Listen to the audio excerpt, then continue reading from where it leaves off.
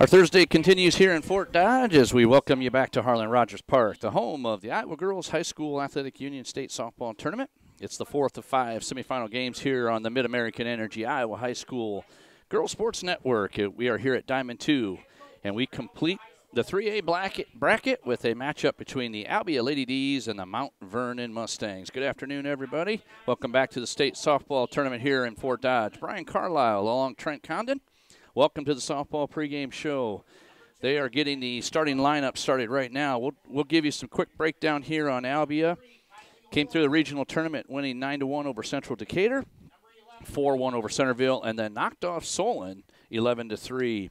Mount Vernon on the other side, 12-0 over Columbus, 13-2 on Monticello, and 12-2 over East Marshall. So first meeting of the season, let's give a quick breakdown, and then we'll jump to starting lineups for ourselves. But go ahead, break down both of these teams. Yeah, when I look at, at the Albia side, young pitching with what they have with Jenna Lawrence, a freshman, very good pitching. But Albia, they've been known to swing the bats. For Mount Vernon, that's how they're going to have to win this game. If you're expecting a 2-1, 3-2 type of game, I don't think you're going to see that out of the Mustangs. They got to get this thing 6-7 runs across the board because pitching really is not their strength. Their strength is what they can do with the aluminum out there. Mount Vernon, they're looking to make this a high-scoring affair here tonight. Yeah, and, you looked at the thing that I've noticed about Mount Vernon, the very first number that stuck out in my head was that one right there, which was 119 stolen bases. So when they get on, they move. They run. They don't mess around. They're led by the Cedar Rapids Gazette 2017 Athlete of the Year in Libby Ryan. And this young lady, a 17-time letter winner. This was the one. In her 17 sports, she has competed in 13 state tournaments. You want to talk about a girl that's pretty much seasoned to be at the state tournament. Good Lord, that's your all-player right there. But I look forward to this one. This one was interesting to me when Zach and I started putting stuff together, is the pitching staff of Albia I just stood there and I went, no, I'm not reading that. That's a misprint. So you have 2 8th graders and a freshman. Right. And this freshman has 241 Ks. Are you kidding me? Yeah. The youth movement is definitely upon us here in softball all the way around for that regard. But it's crazy. That is so wild that you see so many young kids in positions that are, in my eye, they're upper echelon positions on a softball field. Right. So to be a pitcher, to be a freshman, to be an 8th grader, and to be a pitcher, I look at these girls. I remember when I was in school, 8th grade, you weren't doing this. No, not at this level, not on this stage. You're absolutely right. And you mentioned those youngsters for Albia. It's going to be important for Jenna Lawrence, who's getting the start here for the Lady D's, to really settle in right away because we know Mount Vernon, we talked about what they can do, the havoc they can cause on the base pass. I think it's incredibly important for her to get off to a good start just because you don't want to see Ryan on early. She has over 60 stolen bases. It gets into your head, those types of things. If Albia could get off to a clean start here, the first 2 innings, I think that's really going to help those youngsters settle in. If not, we're looking at some runs, I think, here, Brian, coming up tonight. And I think if you have a settle-in game, this thing may end up being what we may figure out to be one of the better games of the year. Because if they both settle in and play what they know how to do, it's going to be a blast. Yeah. I mean, it's going to be a fun game to call as well. But we're getting ready to get started here as Albia will be up to bat. Let me run around the diamond here real quick for Mount Vernon on the defensive side and make sure we're where we're at. It'll be Speed. Let me make sure we got the right one here. Yes, Speed will be in the circle. I believe so. Am I wrong here? Where's her number? There she is. Yes. Maddie Speed in the circle. Hauser behind the plate. Moss at third. Ryan at short. Elliott at second. Brand at first. Sullivan in left. Sydney Hauser in center. And Ozenkop in right. And now, if you hear me say Hauser, I'm not thinking everybody is a Hauser, but they have a lot of them. It's pretty close. They have 3. Sydney Hauser in center field. The designated player will be Lauren Hauser and Bailey Hauser behind the plate. So we're not exaggerating when you and I say Hauser a lot tonight. So it'll be Albia leading off here. It'll be number 11, Hannah Isley, hitting .430, the second baseman here for Albia. And I'm curious to just see how these guys, how Albia handles the I guess in my mind, kind of the bigger moment here. Yeah. They're a hard-hitting team. They hit the ball a lot, 26 home runs. Can they get that to happen early for them and kind of set a tone? Well, and Isley, the leadoff hitter, but also the hitter that has hit the most home runs, 8. So pop out of that leadoff spot. Ricky Henderson light out there. Absolutely. So that first pitch in there, a strike, as my son Zach just showed us the weather coming our way. This could get interesting because we are having some thunderstorms heading this way. As you notice, it got dark in a hurry. That pitch in there inside low, so 1-1 your count here to Isley. We'll see how we're in great spot. We'll just sit here. We don't have much we got to go. I've been here late into the night before. Well, we may pull that again here. So the fire from Speed. High and outside, 2-1 to count. Isley, a junior, 46 hits and 107 plate appearances coming into play. That was 8 homers mentioned. Also walked 13 times. Yeah, that's pretty good. I guess at this point, they just hit the ball. These guys are hard hitting. Like I said, 26 home runs. And the other side is that youth in the circle thing that we talked about. And that could put them on the map for a very long time with that kind of pitching staff. That could be fun for them. You're stacked up. And yeah, you hope it doesn't lead to, a kid maybe looking at another area school when you got that many youngsters that are You that guys good. were making that reference to Davenport Assumption as well. And I tell you, a lot of these schools, and I sat there as we went through all the stats from all these teams, and you sat and looked and you went 8th grader, freshman, sophomore. It's a different world that we live in today. It is. It really is. But these guys are playing at a lot earlier age than we ever did. Full count here. Swing and a ball driven out to center field, and it gets past Sydney Hauser, and it will be a stand-up double. So a leadoff double by Isley, and Hauser just about got the glove there. It would have been a fabulous catch, but she wasn't able to squeeze it up. So it'll bring up Alex Beard, your catcher, hitting .405 on this season for number 13. That job out of Isley, battling in the count, a lot of foul balls, staying up there, finding something that she could handle, then driving into the left center field gap. We mentioned the Lady D's. They can hit the ball, and you saw it right there. And here we go again. This one driven out to center field. This time Hauser will squeeze it up for out number 1. She's going to get a lot of work, obviously, if this is the way it's going to keep going. Of course, she'll tell you that's fine. I'll keep catching them. So 1 down here in the inning brings up your pitcher, Jenna Lawrence, hitting .422 on this fine season for Albia. Coming in tonight, 29-8 on the season. Mount Vernon, 29-15. And there's another ball in the air. And your left field is going to come squeeze it up, and Sullivan does for out number 2. So the first 3 hitters see all of about 7 pitches, and there's 2 outs. They're coming up aggressive. I think we see what the game plan is for Larry Achenbach and this Ladies D team. They're going to come up, and they're going to be aggressive early in the count. You like it, you hit it. And that one, as we say that, then she takes a pretty good strike. 0-1 here. Just getting underway here, Albia and Mount Vernon, the Mustangs and the Lady D's. I still think that might be one of the coolest nicknames, Lady D's. They're not the Demons. Like the boys. Exactly. Pitch in there. That's high for a ball. 1-1 your count here. As I believe we have I'm not sure who is over on the other diamond. Maybe we'll get some update and stats on that one as we move along. 6th inning over there, 0-0. 2-0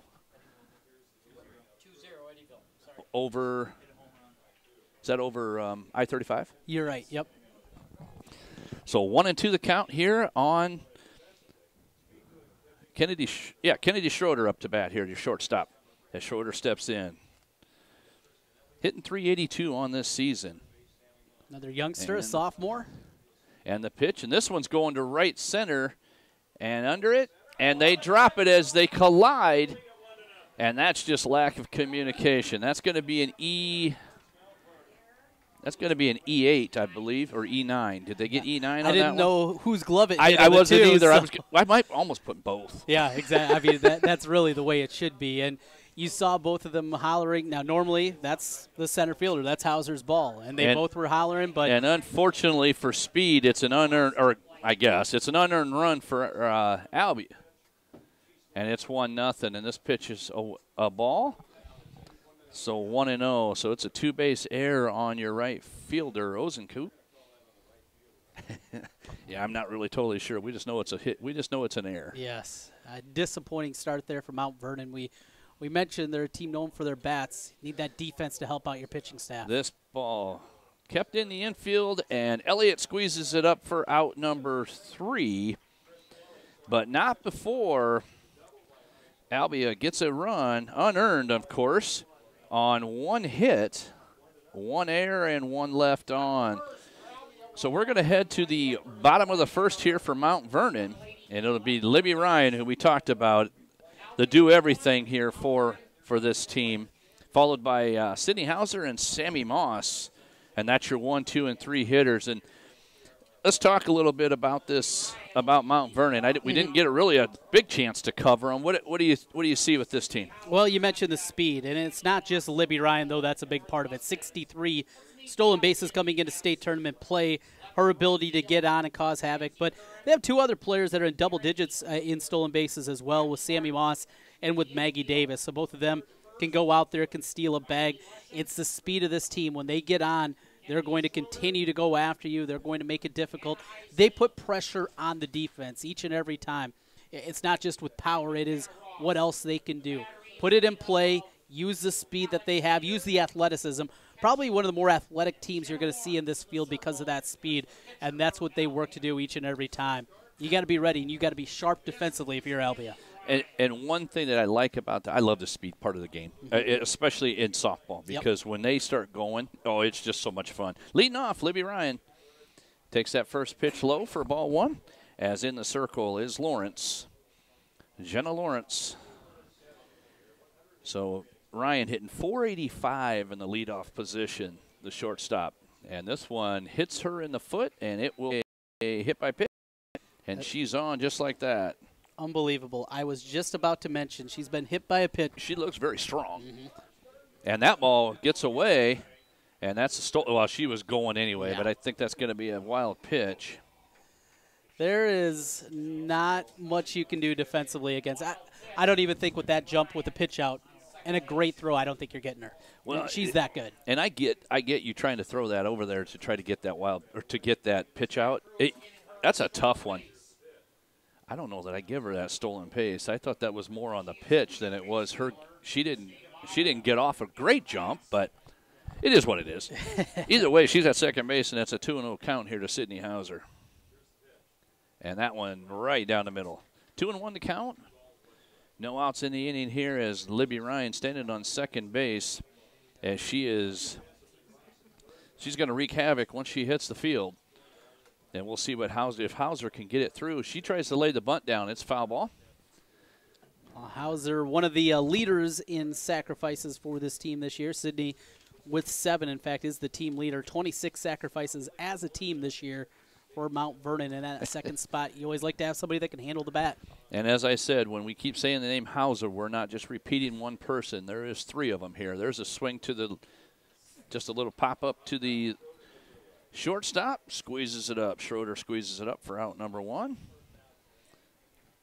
And we will head now to Sami Moss, your third baseman, hitting 484 on the season.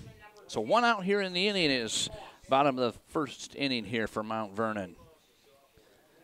Moss, 60 RBI coming into state tournament play, and probably most impressively, 21 doubles out of her 74 hits this year. Oh, boy. So if she finds a gap, she's pretty much going to be standing. They're going to swap places, Ryan and Moss will. That's what you're looking here for the Mustangs. Here's the pitch, and that one called strike. 1-2 now here as Lawrence she's going to keep firing. Yeah. You better hit it if you're going to, because otherwise I'm going to be around the plate all night here. And she is, and that's a huge strikeout. Strikeout swinging by Moss for the second out. So if you're Lawrence and you can get through this with leaving her at second, you don't see her for a while. Yes, exactly. Move through that lineup, get through it quickly afterwards, 1, 2, 3. That would be a big Bailey Sullivan now, and there goes the steal, and she is safe as she comes to the backside. A great slide, and that's a stolen base. But throw beat her there. It did, but if her you slide watched, helped. it was that backside, inside hand, grabs onto the base. What a great slide. So Sullivan seeing if she can make it count, and she's taking that one all the way for a strike. So 1-1 the count here. Sullivan, plenty of RBI opportunities as well, obviously, with Ryan out in front of her. She's knocked in 40 this year. And, boy, does she turn on that ball as she rips it down the camera row. Careful down there. Yeah. Well, I tell you what, we had one earlier that there was guys bailing, moving the cameras. I bet that was a fun one to watch because we had a ball just rocketed down into that corner. 1-2 the count, the pitch, and, boy, good battle right there with the bat. As we watch, we're looking more over here to the west, and it looks like it's starting to kind of roll in a little bit. We'll see where we go. We have a great crowd, though. I mean, it's filled up pretty well here with the Albia clan and Mount Vernon. Long drives for both fan bases, especially too. Albia. Yeah. Well, might as well cover the state. And there's a swing, and there's a rocket, and it's over the head of the center fielder. It will be a stand-up double, and we will be 1-1 on your score.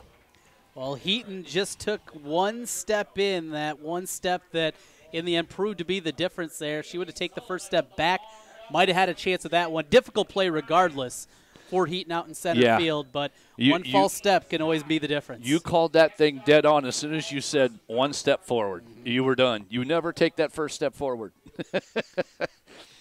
But as it is, it's now a 1-1 ball game here with 2 outs in the first inning. And then Noel Ozenkop.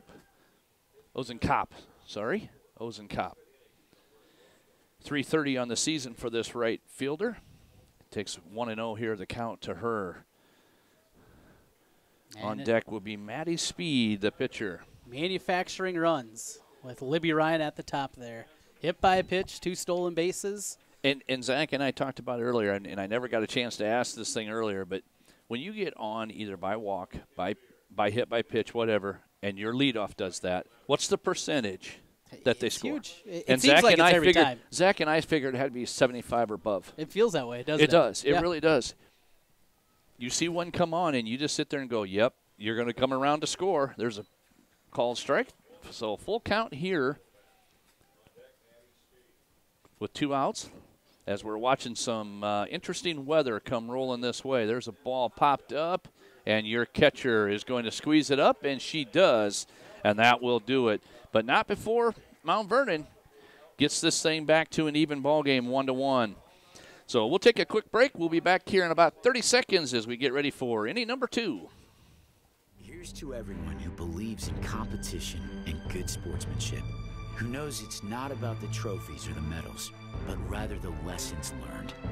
For those who understand, it's not whether you win or lose, just that you give your best. So go ahead, lace them up, take the field, have fun, and play. For the experience, for the memories, for the love of the game. Shields. Welcome back to the Mid-American Energy Iowa High School Girls Sports Network as we are just getting underway here with the second of the 3A semifinals. Brian Carlisle, Trent Condon here as he's sitting in for Zach here just a couple innings to give him a little bit of a break. And we are appreciative of that for Trent coming out and spending some time with us. But we are Mount Vernon and Albia getting underway here as the lights have just come on as we've got some interesting weather possibly coming our way as I see everybody looking off to the west. We are going to the top half of your second inning. It'll be Taylor Wolfer, Curran, and Martin. The designated player here. Well, this is interesting. I'm missing a number here. Number 33. So Leshin is actually hitting here. Okay. So Riley Leshin is going to come in and hit then. The flex. And she's down quickly 0-2 here. Leshin's put up some good numbers. .313 batting average, couple homers, 15 knocked in. Yeah, there's nothing wrong with those numbers for a season. She can handle the stick out there. Absolutely. And takes that one high for a ball. 1-2 now your count. And then it'll be Mackenzie Curran on deck here for Albia, the Lady D's. The pitch. Swing, foul ball off the backstop. And we'll do it again here. You look at the scoreboard here, the guest, 1 run on 1 hit, no errors. Mount Vernon, 1 run, 1 hit, 1 error. A lot of ones sitting up on that board. 1-2 your count here on Leshin. The pitch, swing, and this one is hit well. And it's gone as she hits a home run.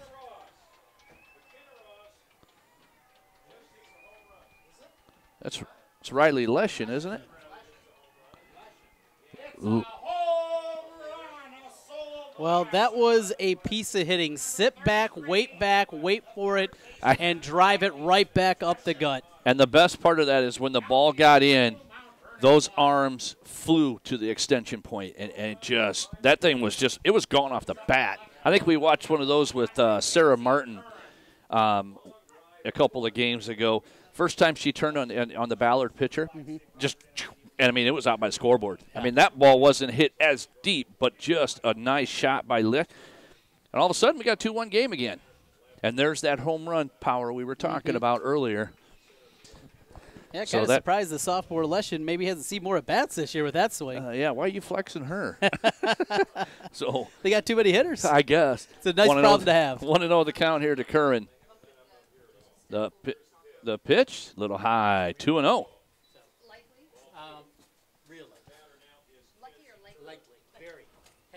So now 2-0 your count here. Karen, one of the few seniors, only senior in the starting lineup for Albia. Yeah, she's hitting 200 here on the season. She's got to be looking at this group saying, boy, how come I'm not back at a freshman or sophomore level and play with these guys for about 2 more years. 3-0 the count here on Curran. Some fun summers coming up in Albia. You think? Gonna be a lot of wins. And honestly, I cover mostly pretty much Central Iowa stuff. You know, I see the big boys of 5A, so I don't see a lot of the Albias in the world. But it's fun to get up here and see these guys because I'm wondering, wow, what in the world were they doing down south? Yep, but this is good stuff. I mean, I know where Mount Vernon is. I've got family from there. I'm from Cedar Rapids originally, so I know about the Mount Vernons of the world. Albia's, other than I know where it's at, that's about it. Yeah. And I'm not knocking them. I just don't know much about them. One of my roommates in college is from Albia. And wow. For years they had some rough, lean seasons athletically. And here over the last 5-6 years, both boys and girls-wise, everything's getting better down there. Yeah, and it's incredible where you see kind of classes that grow together. And I'm from a small town. You hear that. Oh, this class coming up in a few years. You know, you hear about those groups, and certainly Albia has one of those groups right now coming up. And I don't know if you heard when I was talking to Paul Yeager. See, I graduated from Belle Plaine. Okay. So I was really hoping that this next one I'd get to see Belle Plaine and call them because I know some of the guys that I graduated, or the kids I graduated with, their kids are now on the field, and I'm going, wow, this is really weird. Full count here on Curran, and she is having a really, really good at-bat here against Speed. And, folks, I'd kind of give you the update on the weather. We know it's headed this way. We just don't know what it's going to do. But it has gotten a little darker out here. The lights are on this diamond as well. I think they're probably on the other one as well. So, and we'll try to keep you up to date on that game over there. I think 2-0 at last check. Yes, 2-0 at last check. That's true. I-35 is down currently. And we'll see how that goes. But right here, we've got a 2-1 ball game in favor of Albia. Winner of this one will face the Juggernaut. That is, there's a strikeout on Curran, so that's out number 1. The Juggernaut, that is Davenport Assumption with 43-game winning streak. And we're hoping that we can find this out. Not the longest in the state, I get that, but where are they at in the record book? Right. Where that's at. I'd love to know. I mean, I get Martinsdale in baseball, but that doesn't count. Yeah, here in softball, and it's so different because in softball, you know, you see the number of tournament games that you play. There's weekends where you can play 3, 4, sometimes 5 games over a weekend. Right. And because of that, you're not using your ace as much. You just don't see winning streaks quite like that. They're impressive. And not only are they impressive at the 3A level, remember, they play up. They play a lot of 4A and 5A competition. The other side of that is, okay, so and you guys, we alluded to it. I think all of us alluded to the fact that pitching staff is dominant, which that's where having those two pitchers to play those Saturday tournaments, that's what's really impressive about them, because then you go, so who am I facing today? Oh, great. Okay, well, you're 19-1 and you're 22-0. Okay, well, this will be fun. So, yeah, I mean, it is really impressive what they've been able to accumulate as a team. You know, and, again, I'm not saying, hey, let's just give it to them, because I think these two teams here would have something to say about that. But up to bat here, we'll get back to it here in a little bit, is right fielder Abby Martin hitting .235 on the season. I think Albia or Mount Vernon, it'll be a good game either way. Yeah. Absolutely. And you got to play it. That's why you play it. Center Point Urbana, they had opportunities. Yep. You know, they had opportunities. Are you going to have to play clean? Yeah. Are you going to have to play a perfect game? Maybe very close to it, but those games can happen. And perfect in the regards of, if you have an error early, you might be able to recover. But if you have 2 or 3 errors, you're not going to recover. That's just, it is what it is. Yep. So if you're clean in regards to what you're saying there, or you get one early, and that's a little bit different at that point. So 1-2 here the count, and the little off-speed pitch called strike 3. And I tell you what, that pitch was nasty. That's going to bring up Erin Heaton. And Martin had the lean going there. She knew she was fooled, and your only hope is that the home plate umpire helps you out there. You're not doing anything with that Heaton, pitch. the center fielder, hitting .305 on the season. The pitch. I tell you what, that may have been one of the best off-speed pitches I think I've seen up here today. That thing just was floating, and it seemed like it was slower and slower. And just like you said, Martin had such a lean, she knew she was just like, I'll put it on my shoulder and head on back, because I know. Here's the pitch. There's a swing and a foul ball. Way out ahead of that one was Heaton. 3:05 on the season here.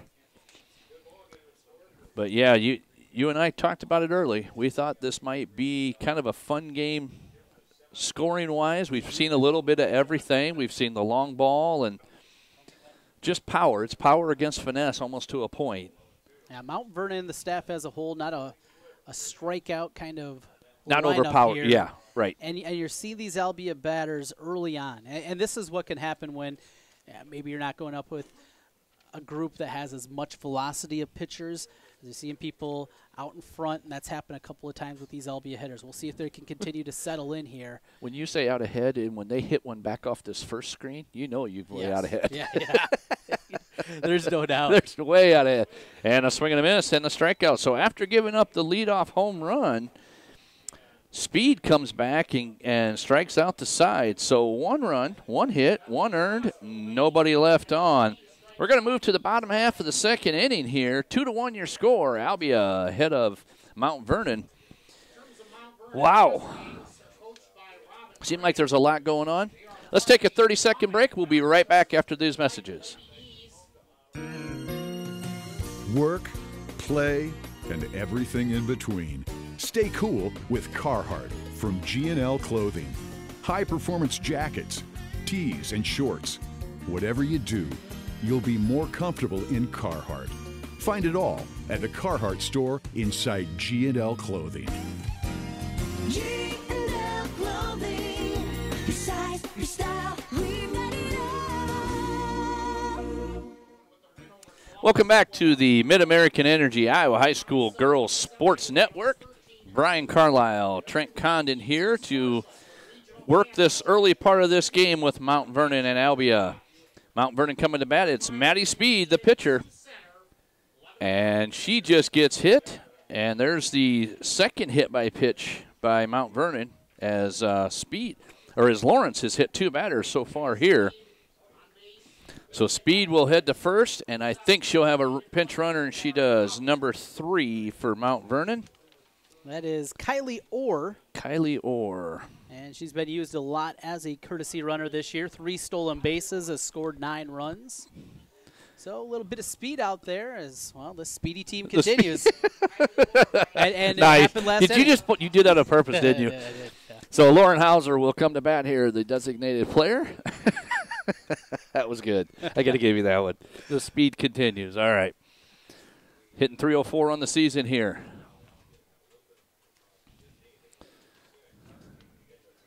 First pitch. 0-1 the count here on Hauser. On deck, Bailey Hauser, the catcher, will be coming in. There's a bunt laid down. Great bunt. And they're going to take that one out as a great scoop by Ross.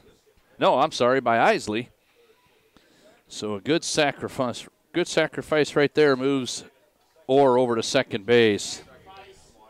Well, Hauser really laid that down perfectly. It almost turned into an infield hit or forcing an error. Well, especially when that ball hit the dirt, you were wondering. Here's the first pitch in there, Bailey Hauser. And as soon as she switched hands, she got out. So Orr trying to steal third, had it stolen originally, went to switch hands and got tagged and out. So now you've got 2 outs here in the inning. That was 2-5 on that one. So now Bailey Hauser, 1-1. Important spot here, too, for Albia. A chance to get out of an inning now after giving up that hit by pitch. Lead off the next inning with the number 9 hitter. Love to get this one right here. This ball popped up. Going to get out of play, and it will be now 1-2 here to Hauser.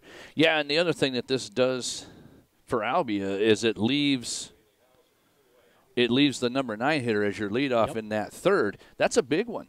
That's a huge thing because you can try to work that out early. Well, and if you have an out, you can work around Ryan a little bit more. Yep. Yes, absolutely. The Well, you don't worry about Mount Vernon. So the scary part is you put her on first, she's going to be on third. Yes. I mean, that's just going to happen. It is. 2-2 as it was Deuces Wild on the board. Full count here now on Bailey Hauser. You don't want to lose her here. You want to try to get this third out in the book if you can. The pitch. Swing, a chopper right back to Lawrence. Lawrence over to first to Ross. And a good inning after a hit by pitch. That was really good work by Lawrence. So 1-2-3 inning. No runs, no hits, no errors, nobody left. We're going to move to the top of the third. And I tell you, Trent, as we're watching this thing, and I know we're going to be talking about weather pretty soon here, but this game, you and I first originally thought, hey, we might get to see, some scoring. Yeah. All of a sudden, this has become a pretty good defensive game by both squads. Well, that's what you're going to need really from both squads because both these sides have shown a propensity to be able to put the ball in play. Mm-hmm. You got to be able to play clean defensively, and that's what can lead to an 8-7 type of game. Is not always just everybody's ripping the ball into the gaps, but you're having some issues back behind them. That hasn't been the case here. And Mount Vernon, they're going to have to be sharp defensively. I think same thing with Albia. And those errors in a spot like this with two teams that look pretty evenly matched, built a bit differently, but pretty even overall, it come down to those little things, executing well, and we've seen at least a clean game up to this point for the most part. And I think the only glaring difference that I see is the power side of Albia. Mount Vernon not known as big as a power side. I mean, how many home runs did they 16. have? 16. As 26 doesn't seem like a lot, but when you run down where, 8 by 1 and 7, but you've watched today and we saw Leshin. We had 2 coming in, and she goes deep. And that's kind of the depth of the lineup that they have. It's not one spot. And, for Mount Vernon, they have 16, but 7 of those come from Libby Ryan. Right. So, and she's your pop at the top, basically. So she's kind of everything for you. Both when your turns of power and speed. We're going to head back to the top of the lineup. Hannah Isley will lead off here for Albia. Takes the first pitch from Speed. 1-0 here, the count to her. As folks, like we said, we're kind of monitoring, and everybody's starting to monitor the weather just a little bit. We're hoping we can get this in and the next game in before anything happens. That pitch low. 2-0 your count here as Isley hit a double her first time up and then scored. She got everybody on the scoreboard for Albia as she scored the first run of the game. 2-0 the count. That one in there, called strike, 2-1. Now, Isley, solid contact her first time up with that double. Came around then to score early on the air. An unearned run. That was the only time that it wasn't clean that we talked about. Exactly. There's a swing and a drive, and I think this one's pretty much a no-brainer. As right center field, home run. The pop of the Lady D's continues. And that's arm extended, ball out over the plate, going with it. And, boy, the power. I don't know what's in the water out there, but they do a good job. Yeah, we need to go down there and find out because the football program that they've had, the wrestling program, they got some strong kids down there, and you're seeing it on the softball field too here with the Lady D's. So a solo shot by Isley. She's 2 for 2. A double and a home run. You want to talk about a great semifinal game to start your day for her. So Alex Beard hitting 405. She flew out her first time up. 1-0 the count on her. Yeah, if you're Isley right now, you're going, this isn't really all that bad. This is pretty good. This is pretty good stuff. So Beard stepping in. The pitch and a ground ball to the second baseman. As Elliott Tabrand gets Beard out on a 4-3 put out. 4 out, number 1. Even that was a ground ball the right side, but it was sharply hit. It was hit hard. We're seeing, everything hit hard. Yep. And I think that's a testament to how this team prepares to hit, but they're going to hit everything hard. You got to field it. Yes. Here's the pitch, a swing and a foul ball right back at us, hits the net. I am really thankful for this net today. I will tell you that right now. We have seen a lot of balls come back here. Yep. I said earlier I needed a net to try to catch them all myself. Open up the window. I would have had a couple of shots earlier. There's a swing and a drive. This one might have a shot, and it does. Off of the white little tent thing out there, Jenna Lawrence, the pitcher, goes yard. Third homer of the ball game already for Albia. We mentioned the concern with that Mount Vernon staff. 3 power. This is power hitting at its finest. They have sat there. They're finding what they want, and now, you know, if you're Mount Vernon, you got to make a decision. It's been a difficult start for Speed. You know, where do you go next? Do you make the decision? Do you go to the bullpen early with Amanda Rowe? And I believe you called that one because I believe she had somebody come out with her. Let's see who that was. This might be Rowe coming in. Another sophomore Rowe. She has an ERA about 3.5, 3.47 on the year.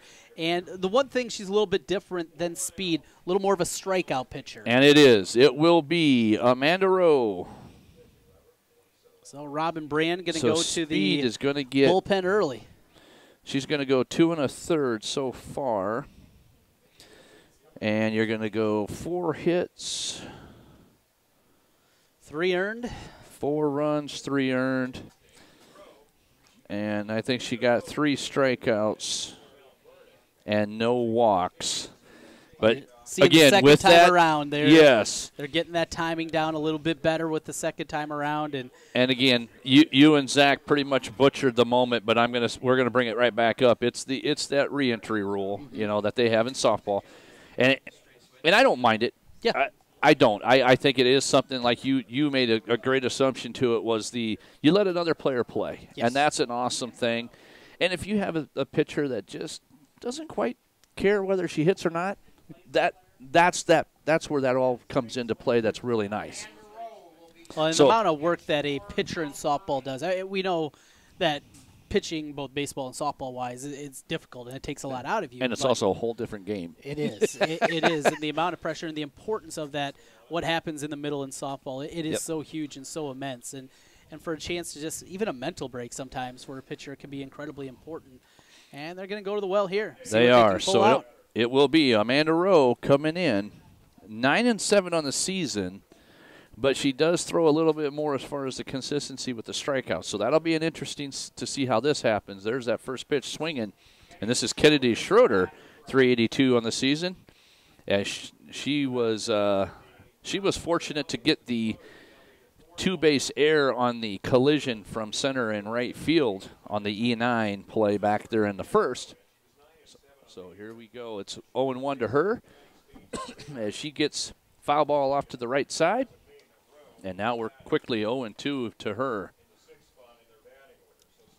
Schroeder, cleanup hitter, another pop, another power position here in this lineup for Albia. Maybe, just maybe, if there is a team that can challenge Assumption, to be those big bats here from Albia. The interesting part is, have they seen anybody like Assumption, though? And there's not a lot down south that I would tell you that is going to be looking like that team. Yes, yeah. Especially with that pitching staff. So you're going to go power pitching, power hitting. Who wins out on that one? And great, we're long. That's mute. Yep. But like you said, though, that could be interesting. Can power beat power in that type of game? So Schroeder going to step in here with the 2-2 count. There's a swing and a ball popped up right behind her. A great call off by Moss as she made sure that Rowe stayed where she was and made the out. So 2 down in the inning. And Albia is going to bring in McKenna Ross here, hitting .291. The first baseman is. She flew out to the second baseman her first time up. 4-1 here on 4 hits, 3 of them by the long ball, as we've watched 2 in the inning go long ball here. Ross, a freshman, 30 hits during the regular season, 7 doubles, 2 homers. And not afraid to be in the moment. Yeah. Well, we mentioned these youngsters. What are they going to look like power-wise by the time they're juniors and seniors? Oh, that's going to be scary. Absolutely scary. Because there's nothing they haven't seen by then. Right. You know? And physical development. Big swing and a miss. Strength training that you have. Yes. Well, and so Isley is a junior, so she's back next year. Curran is your senior. That's how you lose. You lose your left fielder. Yeah. Oh, boy. Whole infield back, whole pitching staff I can't back. imagine how this team would not be back here in the next couple of years with what they have. 3-1, the pitch, and she takes it for a called strike, so it's full count here to Ross. First appearance for Albia since 2006. They finished in 5th place back then. Going to take ball 4 as she draws a walk here. Well, another good, solid at-bat there, not chasing anything, being patient. And you kind of jumped, you beat me on it, because I was just going to tell you, the one thing I think I'm really impressed with everybody is the patience at the plate today. Seen some really good battles, and that's what it's all about. It's a lot of fun to watch that, where we had a couple of them that were 9 or 10 pitches, 11 pitches deep, because they're fouling everything off, and then they draw a walk. I mean, that's just good stuff. Want to know the count here to, I believe now we're going to be, is this Wolford this time? Nope, back to Leshin. This is going back to Leshin. You got to let her swing it after hitting a bomb the last time. You would think so. So Riley Leshin stepping in, 1 for 1 on the day, as she did go yard back in the, I shouldn't say back, it was just 1 inning to go in the second. And she's taking a 1-1 count here. And a swing, and this one's going to, a great play by Amanda Rowe to end the inning. A fly out. But not before.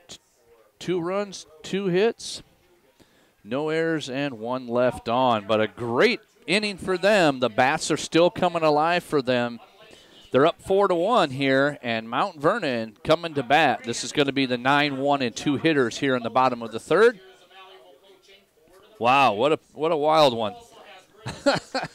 Not used to seeing this much pop at the state tournament. No, I don't think I am either. You see home runs from time to time. You see individual players, but you don't normally see it, especially in a state semifinal quite like this. In my mind, you see a team like – I shouldn't say a team. You see a pitcher like Timmons where you see a dominant pitcher that just – doesn't necessarily cruise, but just pitches you to a win because that's what she's used to doing. I don't know that I've seen it like this, where it's I come up, I'm just going to cut it loose and let it go, and they are, and they're doing a great job of it. So, Kristen Elliott, your second baseman, hitting 191 on the season, her first at bat here in the bottom of the 3rd.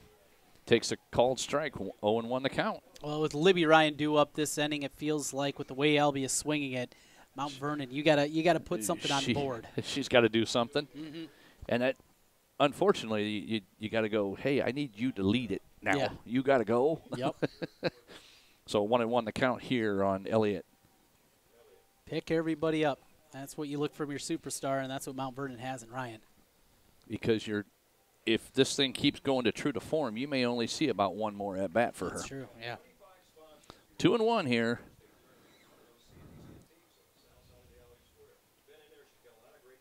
Here comes the pitch. And there's a swing, and that's going to be a down for a base hit for Elliott.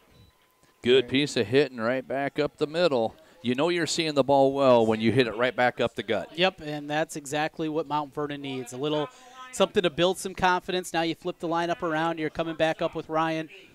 This is what you need from the Mustang You perspective. see the positive happen, not a ball go yard. Yeah. So Libby Ryan stepping in. Hit by pitch, her first at bat. Takes a called strike, 1-0 or 0-1 to her, to the 17th time.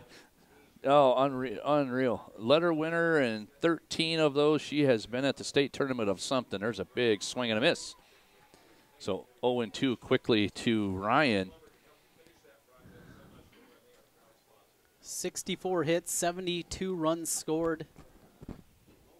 7 homers, 7 doubles, 5 triples. The pitch. A swing, and let's see, does it get enough? Off the wall, and it's going to be the longest single you've ever seen. 199 feet to the 200 down the left field line. And it's a single. But you know what? You had to do it that way. It was a great piece of base running by Kristen Elliott, because you could have probably got over halfway just to see, but you weren't going to advance any farther than that anyway. So back-to-back singles, Elliott on second, Ryan on first, and I can see where the pop in her bat comes from. I can see that. You know, the unfortunate part, if you're looking at it at Mount Vernon, is now there's somebody in front of Libby Ryan. So you may not see too many. She may not go anywhere. Here's a pitch. There's quickly 0-2. Oh, no, 1-1 here to Sydney Hauser, the center fielder. She flew out to third baseman her last at bat here. So, but 2 runners on, nobody out, and going to fake like she was going to do the bunt. Didn't lay it down, 2-1. Just look at this secondary lead after the pitch is gone, and the jump out that Ryan gets. Just the jump that she gets, knowing that she can't steal the base. But she gets off very quickly. You're going to get a great play right there by the shortstop, Schroeder. As she was falling down, secures the ball. What I like about that is she secured it and held it in there with the other hand and tags the lead runner on Elliott. A big first out right there. So you got Ryan now all by herself at second and Hauser with the fielder's choice. Well, now nobody in front of Ryan. We'll see if she's going to be running.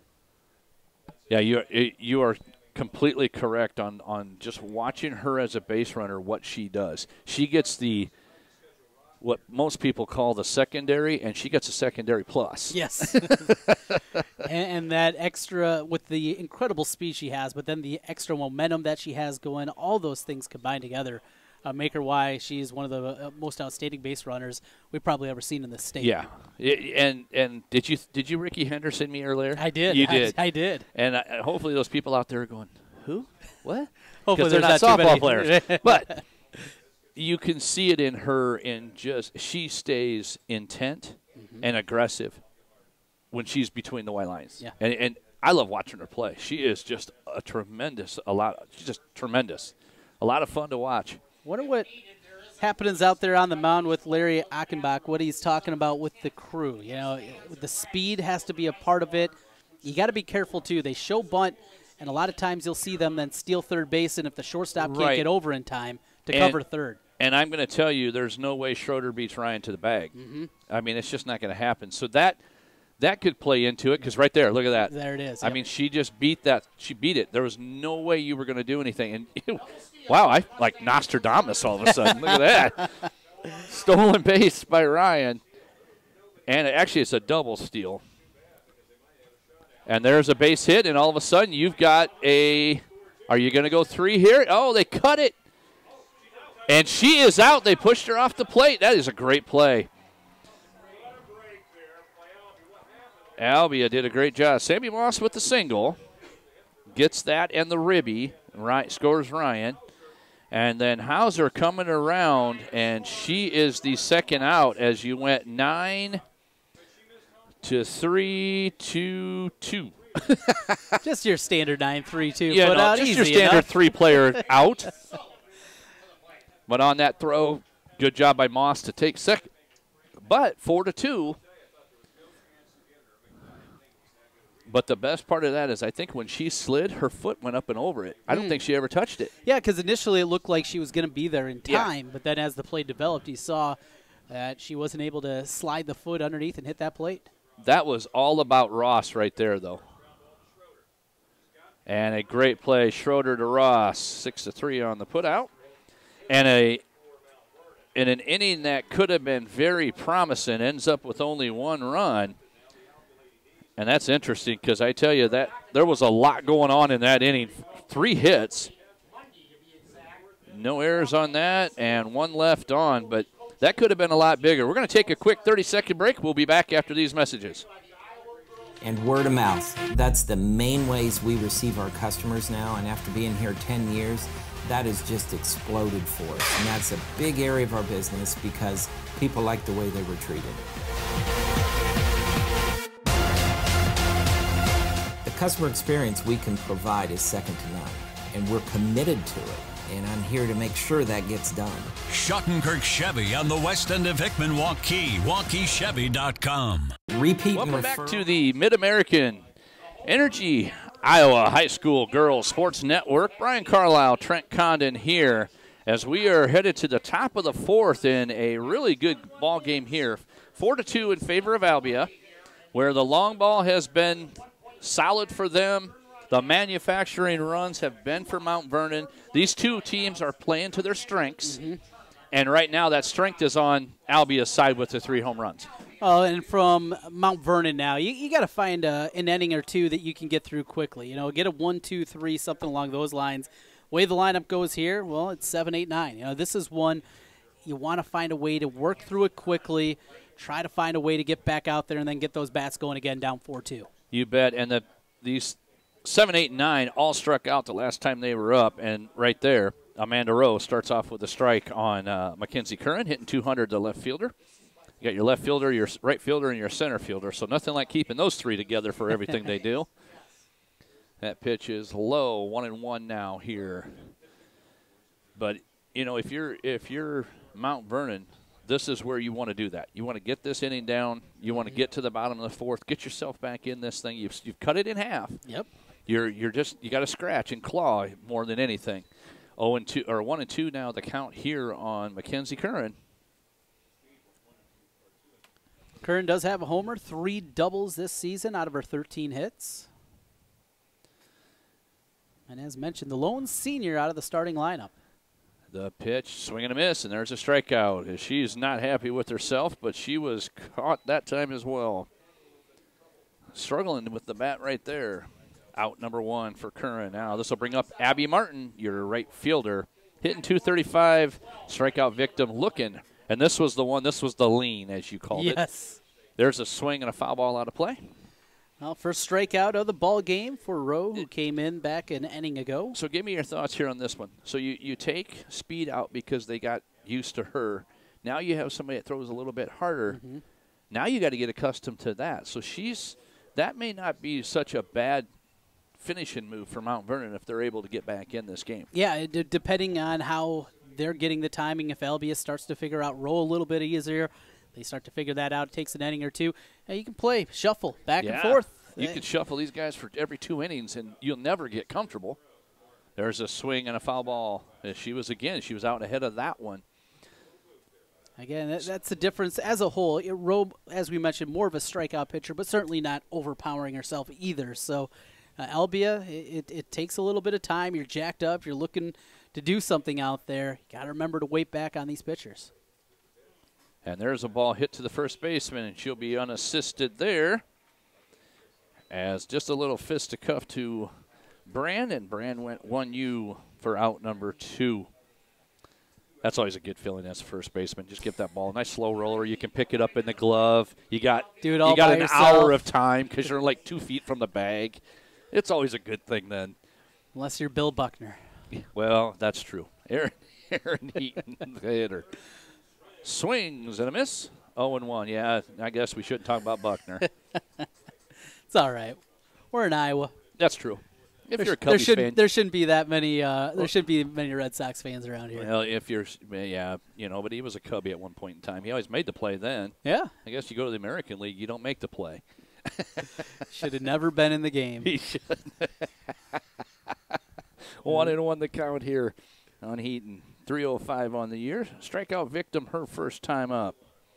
Center fielder trying to keep this inning alive here for Albia. And the pitch. Swing and a miss. Oh, and she. Okay, I missed a strike somewhere. I thought it was 1-2. It was 1-1. Okay, so that was a swing and a miss. Now 1-2 the count. I missed one.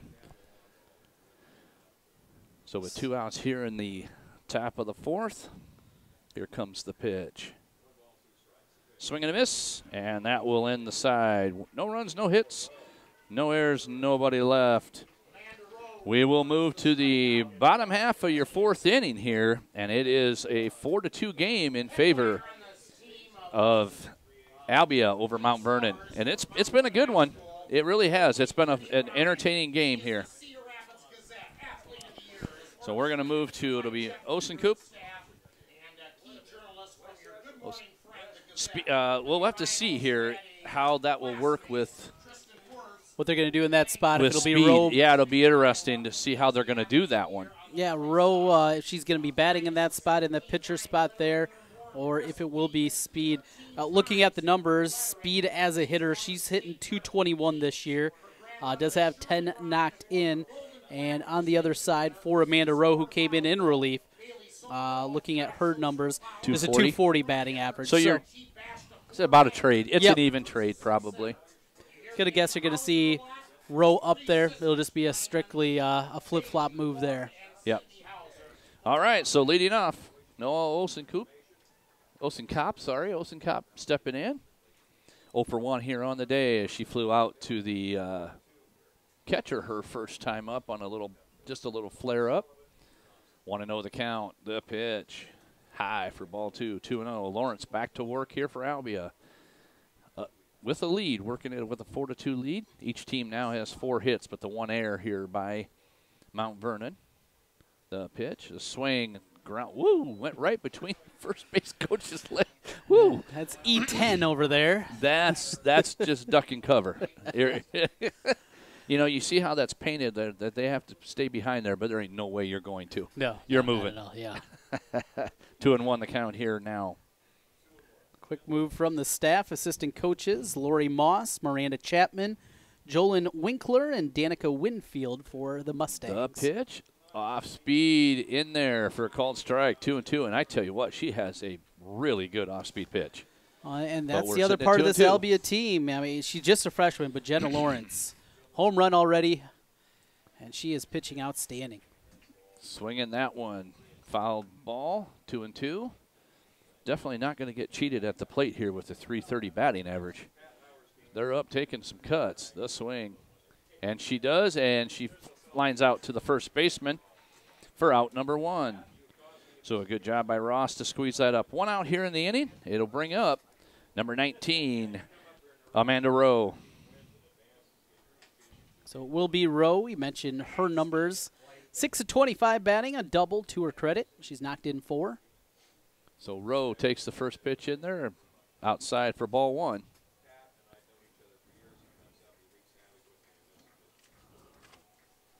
So 1-0 the count here on Rowe. Swing and a foul ball. 1-1 the count now. Third straight year for the Mustangs here in Fort Dodge, and they got to the state tournament. Wins over Columbus, Monticello, and East Marshall. The pitch. Big swing and a miss. 1-2 now here on Rowe. Coming up, we'll have the Class 1A semifinal as Clarksville and Sigourney will do battle. Swing and a miss. There's strike 3 on row. Second out. Lauren Hauser coming to the plate, the designated player. Second strikeout of the ball game for the starting pitcher, Jenna Lawrence of Albia. Yeah, it's been a while since she's gotten that first one. That was way back in the first inning. First pitch is a ball. 1-0 the count here to Hauser. Letting her defense help her out behind her. Well, you're supposed to let them do their job, Yes. and she's done that pretty well today. Here's the pitch. Called strike. 1-1 now.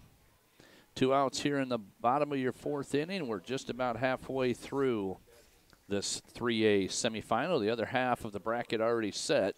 There's a swing, and that one's going to make it to right field on a – I tell you what, that was a really good piece of hitting by Hauser as she stayed back, waited for that pitch to come to her. Good single by Lauren Hauser. But the other half of the bracket, as I was saying, is Davenport Assumption, waiting for one of these two teams. And then they'll do battle for the 3A state championship here. It'll be the conclusion of the tournament.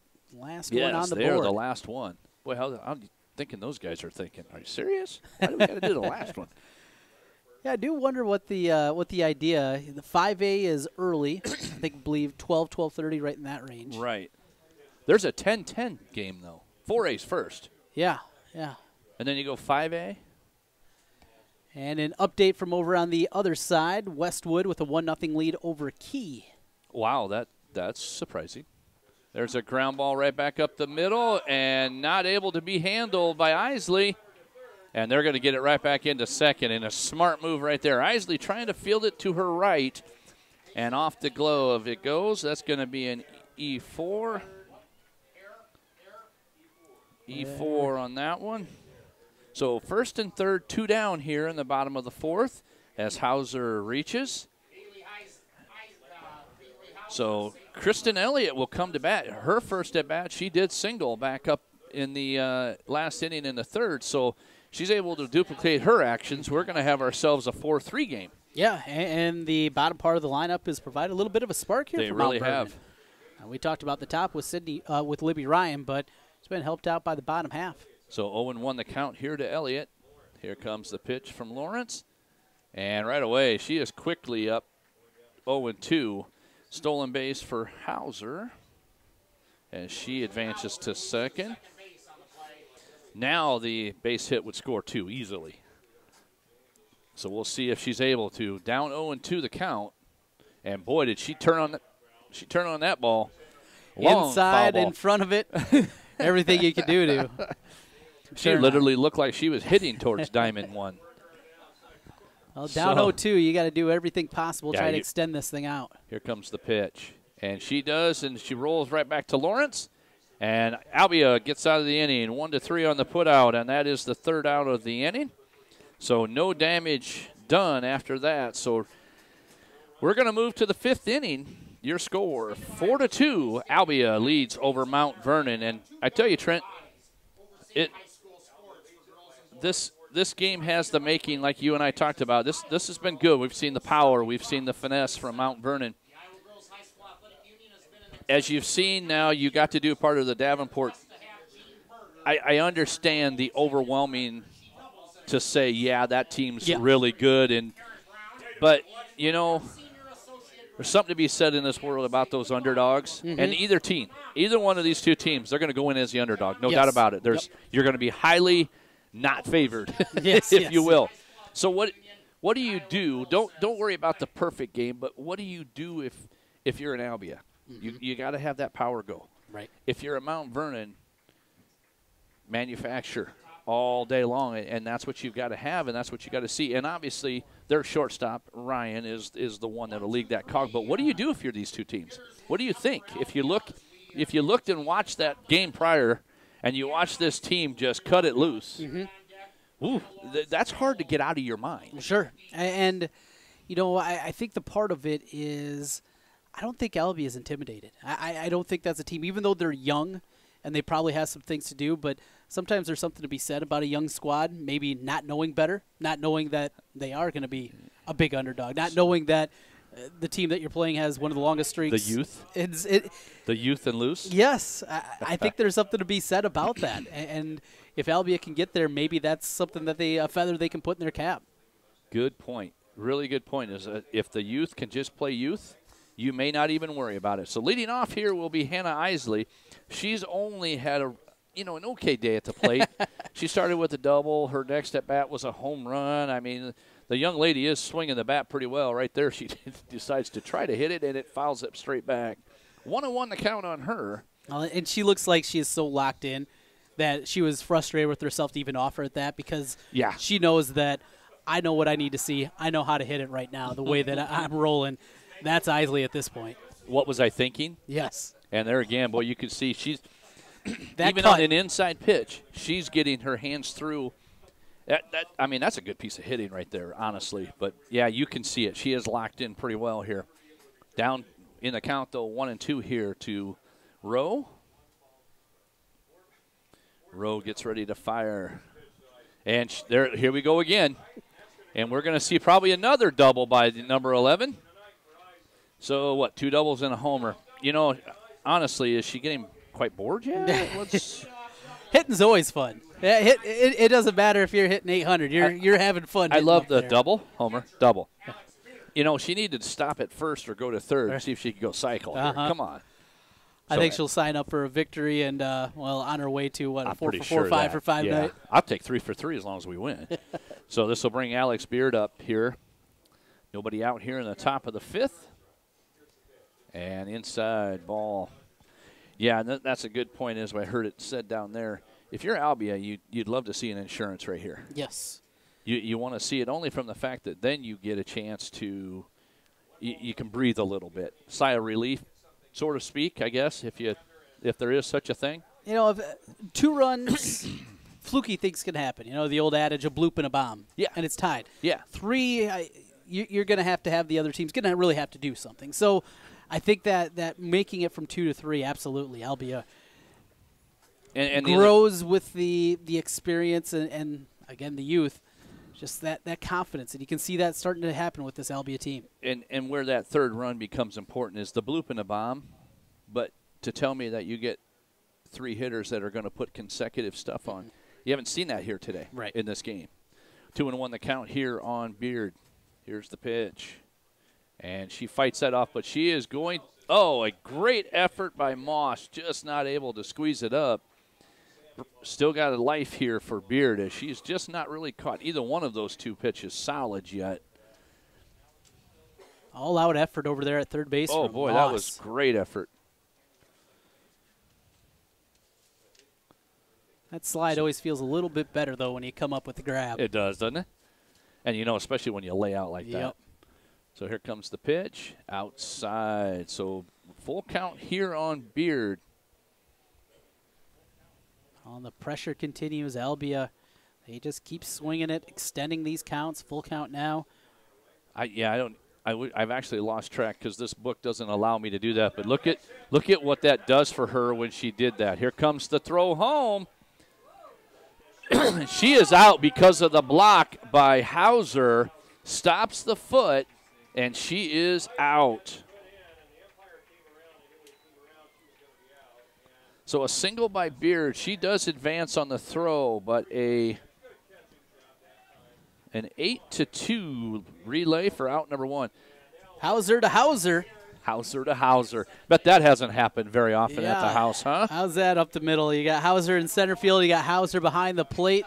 Make the throw. I'm sure they probably worked on that one a time or two in the backyard, too. Sam Greenstead is now running at second base. On another runner cut down at the plate. Seemed like we've seen a lot of those today, at least the games that I've called. I've been on the other diamond as well. A lot of runners cut down at the plate. A throw that's off left or right, that's a run. Yeah. A throw dead set right on the plate is what made that all happen. And a great block by Hauser, don't get me wrong, because that was just a tremendous block as she dropped the leg down right in front of the plate, and it stopped Isley. So 1-0 the count here now on Lawrence, as she was thinking when she was walking up it was 5-2, and all of a sudden it's 1 out and runner on second. I mean, that's a whole different mindset yourself, I guess. There's no doubt, yeah.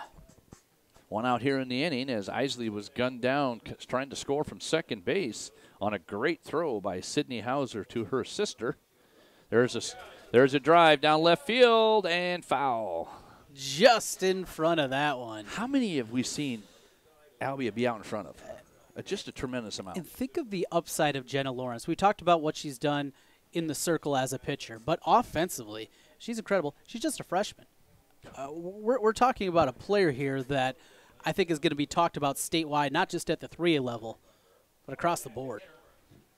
And smart enough as a freshman to stand in there and take that hit by pitch. I mean, that's just intuitive stuff that you don't teach. Mm-hmm. So Lawrence is going to be first. Run for. Number 15 for Albia is Taylor Colwell. But a good at bat there for Jenna as she takes that hit by pitch. So she's on first, and now standing at second, Sam Grinstead. So this is going to bring up Kennedy Schroeder, number 9, the shortstop. And you know she'd love to see if she can get one in here as well. Clean up bat, and another one with some pop. There's the just pitch. Continues. Ball 1 here.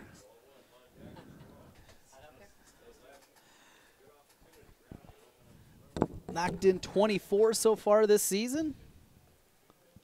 Another RBI opportunity. There's been a bunch of them. There has been. There's a swing and a drive down the right field line. That's going to get out of play as it hits the big mat. So 1-1 the count here. Well, thank goodness for that, because the game I was calling earlier over on the other diamond, girl went face first into the wall, the chain link fence, Ouch. and bounced right back up. You and I aren't. No. We're not even. We're still laying down there. Yeah. Here's the pitch. Gets away from the catcher, Hauser. Everybody's going to move up 60 on the. I'm going to say that's past. You're going to say wild pitch. I don't know that I'd say that. Probably wild pitch. It was high. It was out of the zone. It was a jump for the catcher.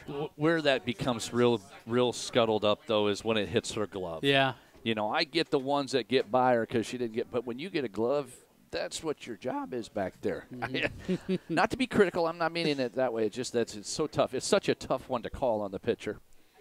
So 3-1 to count with one out here. Schroeder trying to be a productive at bat here for her. Now 3-2, one out. This is the one, if you can just get that slap to the right side, because it'll get through because they've moved the infield in. You can push one to the right side. You might be able to score 2 here. Well, at the very least, with one out, try to get something lifted to the outfield. Absolutely. Get that any way to get that fly. one home. She's got to get the ball in the air, and she's going to take the walk. That was and now a tight one to loaded. take. It really was. Boy, that was in there. Bases loaded, and now Ross will come up. You bet. She's 0 for 1 officially. Walked back in the 3rd inning. Was left stranded at first base. Yep, hitting .291 on the season is the first baseman, and what you really want to see here now it's all about how hard I can hit a ball and how far. I don't care if I've got to get it to the outfielders, and it's got to be deep enough. I want to run here. You got to put a run. This can't be one of the 3-pitch strikeouts. That's it. We've seen that today too, where it's really been just kind of just shoots you down. And Rowe has got to work ahead in the count. Got to work low. You're looking for that ground ball to get out of this inning. Absolutely. 0-1 the count here on Ross. The pitch, big swing and a miss. Yeah, she really was looking how hard she could hit. Pulled the string on that one. So 0-2 here is. I'm telling you what, this would be a huge chain of events right here for Rowe if she can get through this. Mark this spot down. This Here's could be a pitch. turning point. Yeah, a turning point is probably the right way to say it, because if she's able to get through it with no damage, I could see Mount Vernon really starting to put pressure on Albia. But if Albia blows this thing open with a couple of runs on a hit or pass ball or whatever, then it really gets interesting. And here comes the pitch. Rowe fires a big swing and a foul ball out of play. It'll remain 0-2 here on her. Extending that at bat, down 0-2. You're looking to shorten your swing.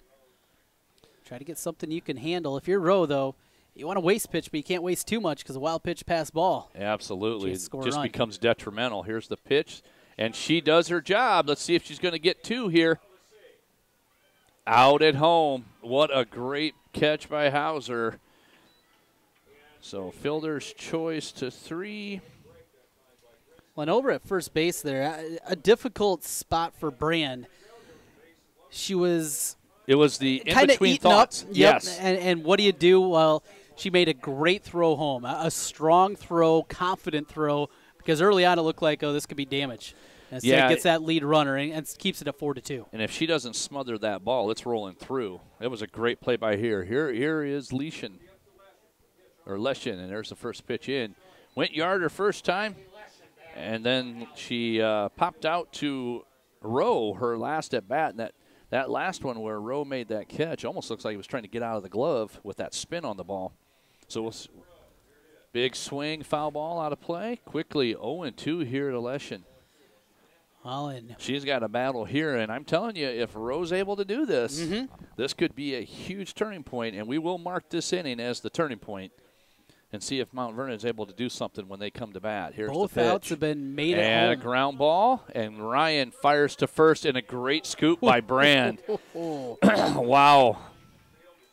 Brand playing as the flex position. She and deserves a I'm lot gonna of tell you credit. what, you might be your player of the game if you're Mount Vernon right now. Summer Brand having an absolutely tremendous defensive game. But the big thing, no runs. But they did have 1 hit. 2 hits. 2? 2 hits. Yes, we did. Back-to-back, as a matter of fact. 2 hits. And nothing on the errors. Let's take a quick break. We'll be right back after these messages. Mid-American Energy. Part of putting power in your hands is helping to keep families safe. That's why Mid-American provides free educational safety programs to schools, asks you to call 811 before you dig, have annual furnace inspections, and be aware of hazards at home. Mid-American Energy safely delivers electricity and natural gas to us in good times and stormy ones. That's Mid-American Energy. Welcome back to the Mid-American Energy Iowa High School Girls Sports Network. Second half of our 3A semifinal is Albia 4-2 as Mount Vernon comes to bat here in the bottom of the 5th. And we are going to start with the leadoff hitter, Libby Ryan. Well, she's done the damage. To her. She really has. She's been on twice. She was hit by a pitch in a single, scored twice already, 2 stolen bases. So here we go. And Ryan takes 2-0 here. 3 stolen bases Libby so far Ryan. in the game for Libby Ryan. Just nuts. A single, Isn't that just hit by crazy? pitch. She scored both runs, and it feels like after getting out of that jam, they need her on again. And we're going to be 1-1 now. And if she does lead him off and if she's productive here, you really you could feel the momentum. And Mo is playing a big one in this game right now. Because when Albia was going so long on everything, you were thinking that they have it all.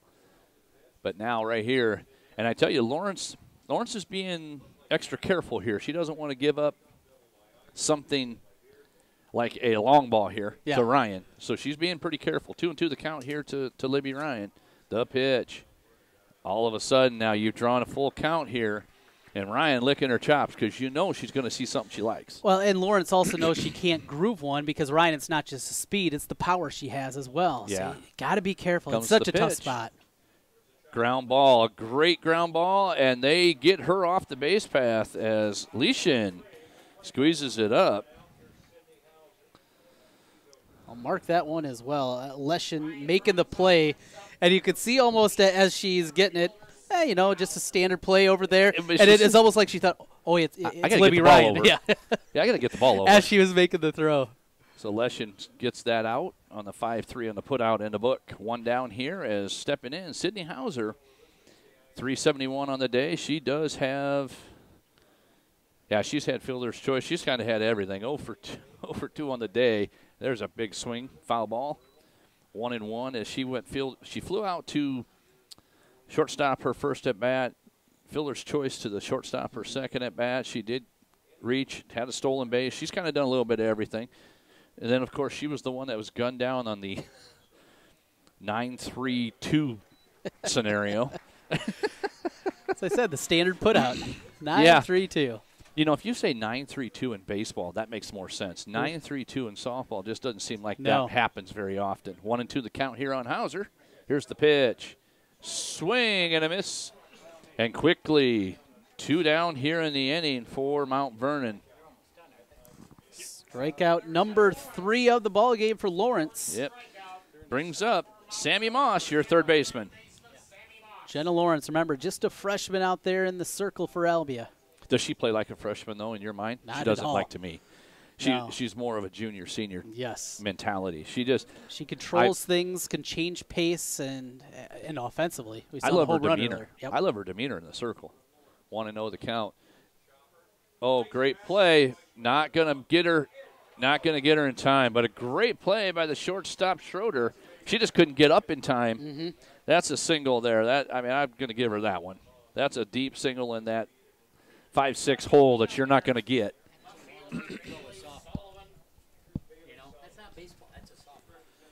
So and seen a lot of plays deep in the hole for these shortstops across the diamond. It's with the speed and the 60-foot base pass, it's tough.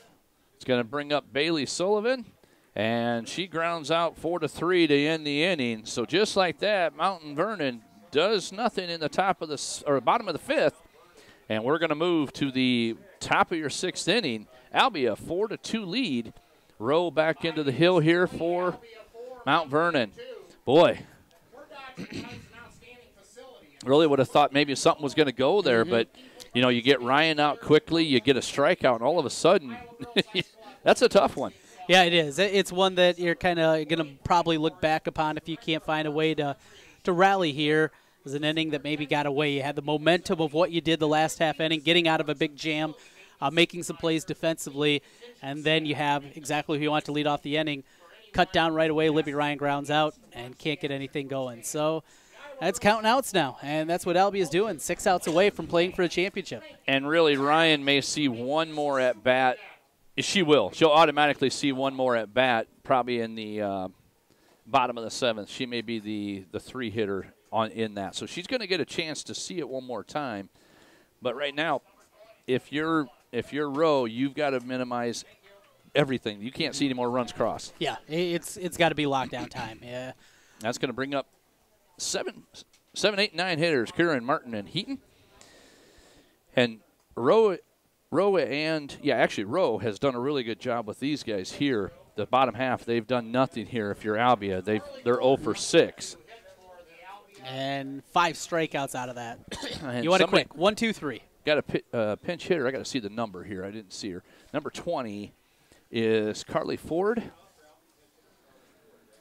And Carly Ford, a sophomore, 7-17 at the plate. It's knocked in 5, 412 batting average.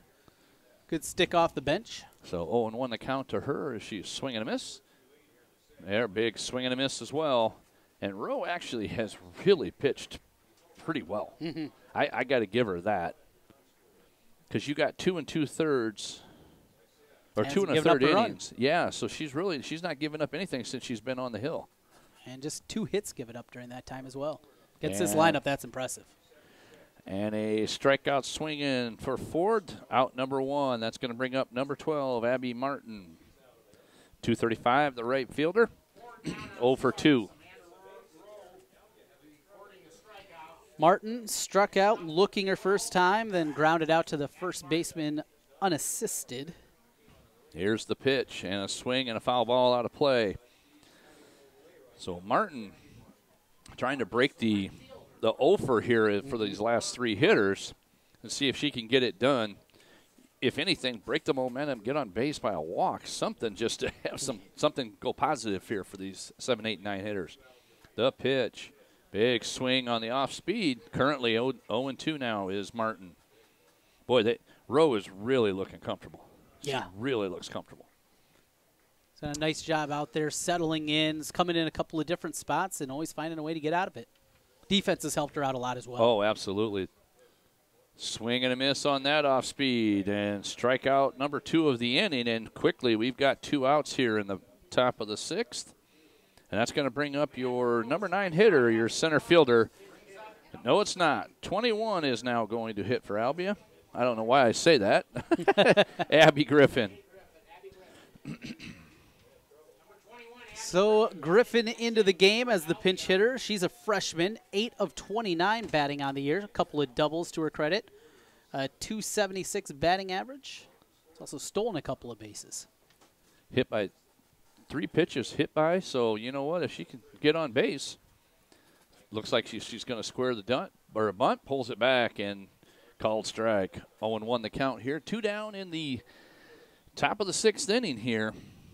Mount Vernon has to shut everything down, and they've figured out if they can get some runs here. Down 4-2. That pitch is low, 1-1. As we finally are getting into the latter stages of this game. Got one more to go yet. Lights are on here. We're going to have a fun one in that finale with Sigourney and Clarksville. And there's a swinging little pop up to the third baseman, Moss, as she squeezes it up. And that does it for the inning. And just like that, another one retired. So 1, 2, 3 inning, no runs, no hits, no errors, nobody left on. We're going to go to the bottom half of your 6th inning. Mount Vernon will be bringing to bat Osen Coop. And we'll see, I think it'll be Amanda Rowe and then Hauser. We're going to take a quick break. We'll be back right after these messages. It's about trust. Whether I'm buying a car, hiring a contractor, finding a tax preparer, or an honest mechanic, the Better Business Bureau seal means this business meets high standards. When I see the seal, I know I'll get what I pay for. No more taking chances and no more worries. And I feel good about supporting local businesses. My life is so much easier knowing I can always trust BBB accredited businesses. It pays to look for the seal. See for yourself at bbb.org/Iowa. Why do I? Welcome back here to the Mid-American Energy Iowa High School Girls Sports Network and state softball on CISN.TV. This is Brian Carlisle. Trent Condon as we move into the bottom half of your 6th inning here. Mount Vernon and Albia in a dogfight, 4-2 here. Winner moves on to play Assumption in the Class 3A state championship. And we are right back at it. Lawrence fires Osen Coop. 1-0 the count here. Think if you're Mount Vernon, you're playing for a single run this inning. Just try to dent the scoreboard. Small ball, whatever it takes, and then hope you can come into the home half of the 7th down just 1. And you look at how they've been patient pretty much all game. Mm-hmm. That patient, they really have to use that to their advantage this inning and not go up and not swing. And as I say it, she swings at one that was out of her eyes there. But and of course, it looks good. It's going to be a strike, of course, about your eyes. It always is in softball. Mm-hmm. But you got to get that patience has to come through here. You have to make Lawrence throw a lot of strikes. Mm-hmm. And right now, she's being helped. Don't help her. This is where you got to force runners on, just like you said, and work for that one run, and then see if you can come into the 7th and at least tie it, maybe win it in the bottom. But right now, 2-2 the count here on Osen Coop. And 0 for 2 on the day for her. 330 hitter on the year. Here comes the pitch. Low. Boy, that's a good one there. This has been a pretty good 3-2 here battle. Let's see if she's able to get herself on first base. Well, it doesn't seem like Lawrence has really given up those early walks. And there's one back to Lawrence. Lawrence comes across to first to Ross, and out number 1. So 1-3 on the put out number 1. Not sure what that was. I don't think it was thunder. No, I don't think it was, but it was loud. So 1 out here in the inning in the bottom of the 6th, and it'll be Speed is hitting now.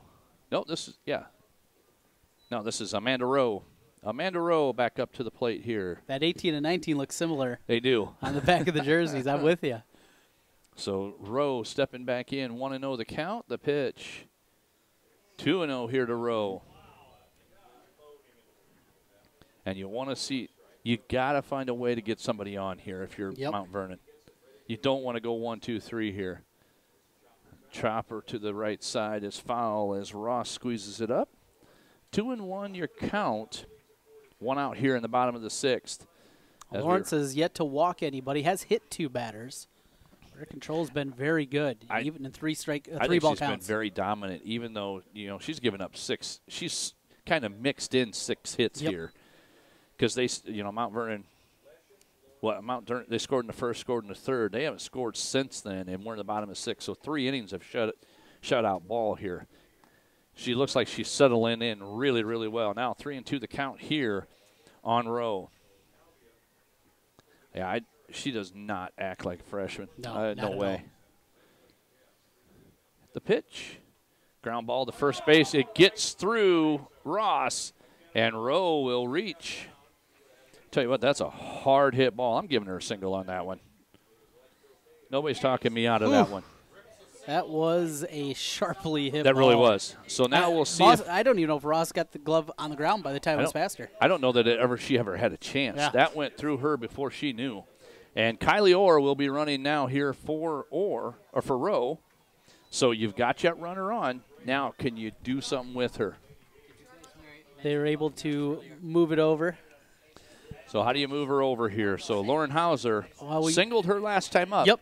I don't know that I want to play small ball to trade it out, though. Not with one out already, yeah. And you got speed out there in Orr. We've talked about her speed that she's shown. Mm-hmm. You're telling her right now, we need you to take second. You got to get somewhere here in a hurry. Yep. So it will be Lauren Hauser, your designated player, hitting .304 on the season, 1 for 2 on the day. Who's going to step up big here for Mount Vernon? They're going to need to see somebody. Here's the pitch.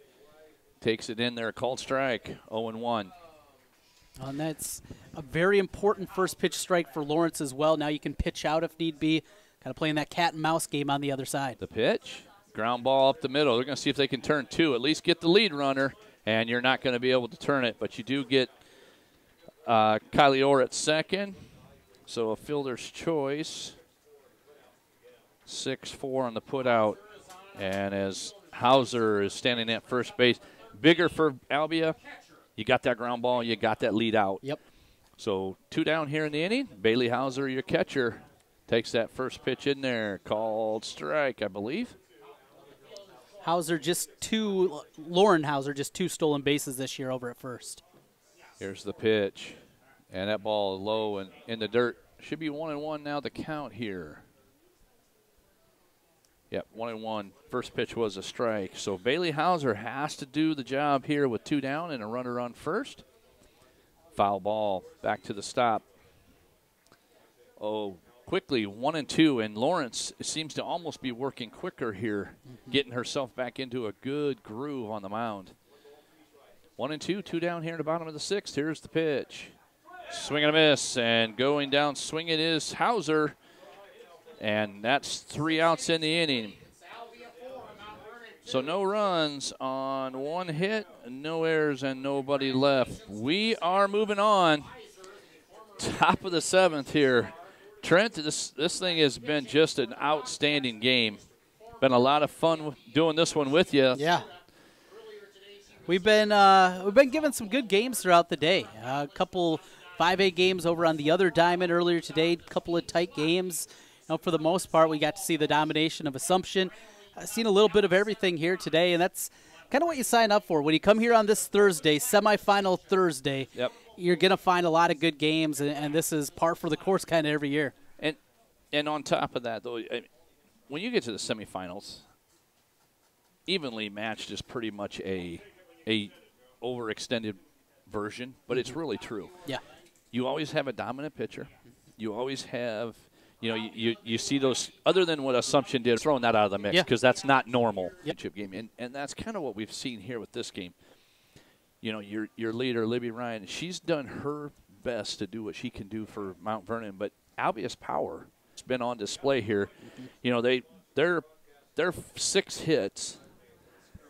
They have 2 singles, 3 homers, and 2 doubles.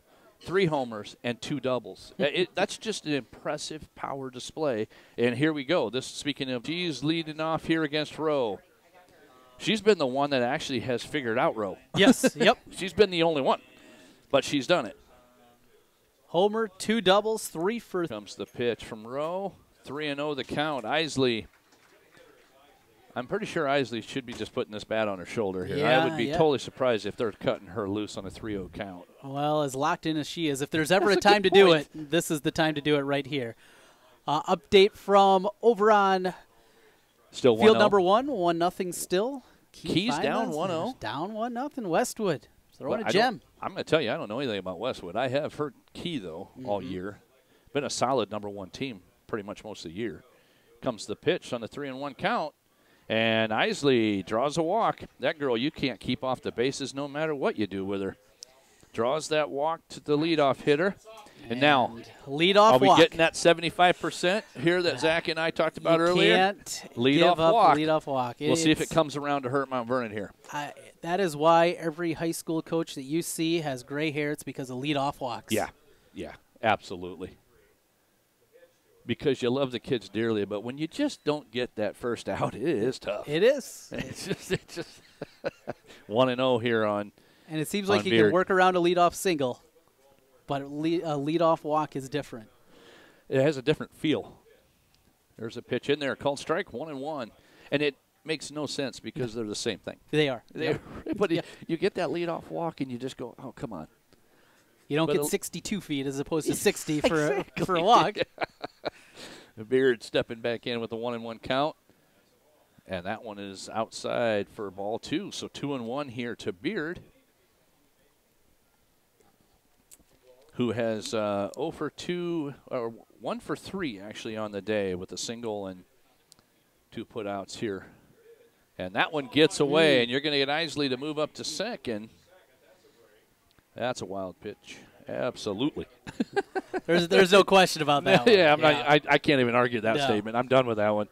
A wild pitch now. I have a feeling you were a pitcher. Huh? I have a feeling you were a pitcher. Yes, I was. Yeah. Absolutely, I was. Giving a hard time to those catchers back behind the plate. Slow pitch pitcher as well, so yes. Giving a hard time to those guys back behind the plate. Yeah, and I love them because my youngest was a catcher. Caught for DCG and actually caught for Upper Iowa, so yes. But I'm still hard on him. Drawing the walk. Well, so back-to-back walks. So now, first and second, Albia has got to be loving what they're seeing here with nobody out and runners on first and second. And just a team conference out there. Boy, we were way off.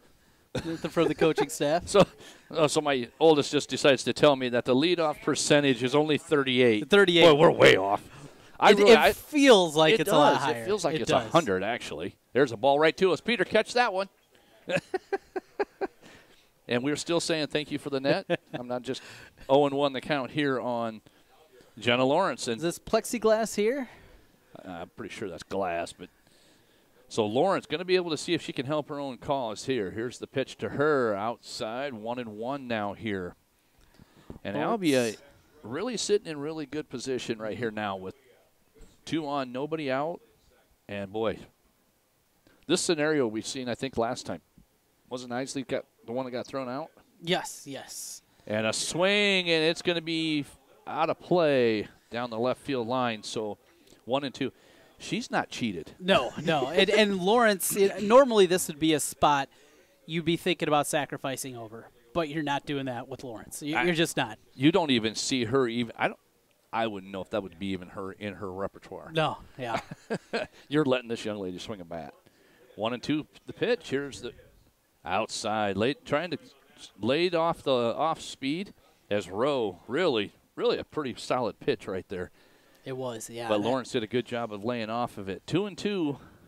That's the experience and looking older than she actually is. And playing older than she is. Mm-hmm. There's the pitch. And a swing. And this one, is it going to get down? It does. And another attempt by Moss. And I tell you what, that girl has not been cheated in the defensive effort today.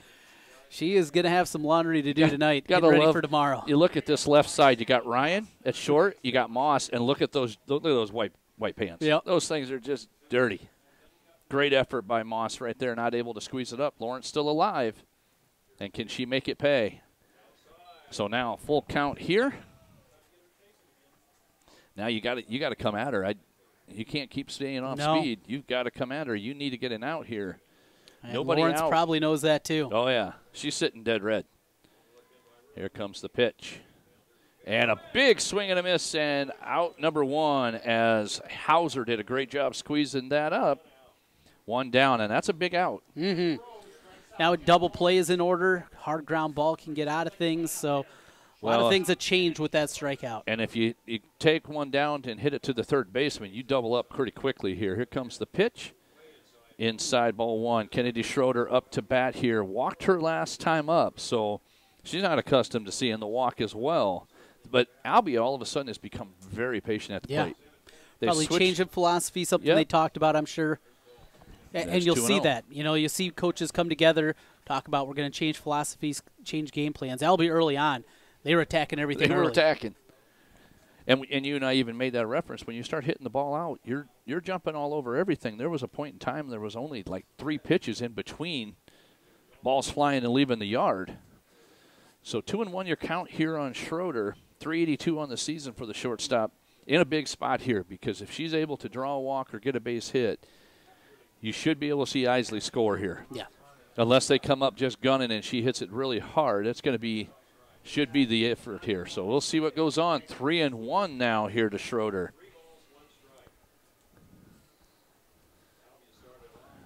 Kennedy stepping back in here. Rowe trying to minimize this thing and shut it down. The pitch. And she draws the walk. And now you've got yourself in a real tough spot if you're Mount Vernon. Bases loaded. And you've got McKenna Ross stepping in here. She's walked. So what? 0 for 2 with a walk here for this young lady here on the day. 291 on the season. The first baseman having a chance to really put this thing in harm's way for Mount Vernon. Rowe, you wonder if maybe the heat's starting to get to her, starting to wear down. You know, really control hadn't been that big of an issue. Now 3 walks this inning to load up the bases. Yeah, she's working in her 4th inning of work here, and we'll see. And that ball inside and quickly 1-1 now. Release point just looks a little bit off right now, struggling inside and out. You really hope she's got to trust her defense here. You got to let your lefts. This infield's got to be able to make the play for you. Here comes pitch. High. 2-1. Keys come back over in Class 1A, a 2-1 lead now over Westwood as they play in the 5th. Well, you knew that wasn't going to last long as far as Key not getting on the board. Yeah. Solid club over there. 2-1 here, 1 out in the inning. There's a swing. Foul ball right back at us. Gets into the stands, so 2-2. And give Amanda Rowe, all the credit in the world here. For as many innings as she's thrown, she's really held this team in check. Bearing down. Until now. Yeah. She's done a great job. She hasn't given up a run yet, so let's see if she's able to get this one. Here comes the pitch. Swing, and that one's going to find pay dirt. It is. And you're going to get 1 run to score, and we're going to keep the bases loaded. So a single by Ross, and in the score is Isley, making it 5-2. That's just a tough play. It is, and with the infield playing in, there's not many shortstops in the state of Iowa that could have got to that one. I think there might be one. Yeah, sitting out there in Libby right Ryan. Now. Yep. And that's the one that you're going to look back at Mount Vernon and say, boy, just if, there's those moments in the game, and a tight one right there that goes the way of the Albion Lady D's. So now Leshin coming up to bat, 0-1. There's still only 1 out here in the inning. This thing isn't far from being over as far as Mount Vernon is concerned, because you've given up a run and you still only have 1 out in the inning here. So infield will sit in again, trying to get Leshin to maybe get a ground ball out from Rowe. There's a ball popped up, and that's going to be a gift if she can get there. And she does. That is an out as Brand squeezes that one up. Great play by the first baseman. Up against the wall. Very difficult spot. Not sure where your footing is. You're playing at an environment you haven't played at before. Yeah, you just had the 1 game back in the quarterfinal round. It's not like it's your home ballpark. Yeah. That's a nice play because, hey, you're playing at home. You know how many steps you have for the most part. You can feel things. It's different here when you're in an environment like this and putting it away, keeping Mount Vernon alive. So Ellie Spurgeon will come up to bat here for Curran or Ford, one of the two. Probably just pinch hitting for Curran. Spurgeon, a freshman, 5 of 11, a .455 batting average, 3 RBI this season. Hey, you know, you're a freshman. You're stepping in at the state semifinal. You're up 5-2, and you're coming to bat. Hey, have fun. And take your cut. He's not going to be cheated up there. I don't think Spurgeon's going to get cheated at the plate here. So you've got 5 runs on 7 hits and 2 errors here for Albia, 2 runs on 6 hits and 1 error here currently for Mount Vernon. But Mount Vernon's still in trouble here with 2 outs in the inning, 0-1 the count here to Spurgeon. Trying to get out of it with just giving up the 1 run. Here's the pitch. And just missed inside, 1-1. Boy, I tell you what, that looked good from here, didn't it? I thought so, and it was a real nice job back behind the dish as well, framing that from Bailey Hauser. Yeah, she was wanting it too. Here comes the pitch, and a swing and a pop fly, and I think Ryan's pretty much going to camp this one, and she does. And I tell you what, Mount Vernon did a great job just giving up only 1 run. Gave themselves a chance going into the 7th. 1 run, 1 hit, no errors, and you had 3 left on. So that's going to do it here for the 7th for Albia, but now they are only 3 outs away from a date with Davenport Assumption in this 3A state championship game. And I tell you what, the looks of this blue team out here, you just kind of go, okay. Mm-hmm. But they have the power. Yes. They have the pitching. Mm-hmm. And this young lady, it doesn't matter. Age is done. Age is a number at this point. She is a seasoned veteran as far as throwing.